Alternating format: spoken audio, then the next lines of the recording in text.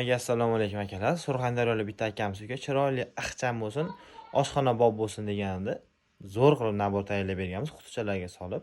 Ko'rib bir baho beraverasizlar akalar. Nima deyapti bular akalar? Bularni pichoqlarimiz tig'lari, klapi necha ekan bo'lgan, qoramini, zaynamini, gulvandlarga babitkalar qo'yib qo'yganmiz. Soplari yog'och sopdan bo'lgan. Bitta terishilgan, bitta go'sht maydalangan akalar. Bitta razdelkaga pichoqlar. Bitta axochni pichoq qo'shib qo'yganmiz. Bitta 1 kilolik boltasi bilan bitta choq pichasi bor. Ixchamligini qaranglar akalar. Bu sandiqchamizni uzunligi 40 sm, bu yoqasiga 28-25 sm bo'ladi. Buni olib ketaverasizlar, qulflaysizlarda akalar. Bu olib ketaverasizlar. Shuning mashinani orqasiga shuni irg'itib qo'ysangiz ketaveradi. Nima deyapti akalar? Kimga shunaqa sifatli xizmatlar kerak bo'lsa, bemalol olmos pichoqqa murojaat qilishingiz mumkin. 48 soat ichida yetkazib beriladi.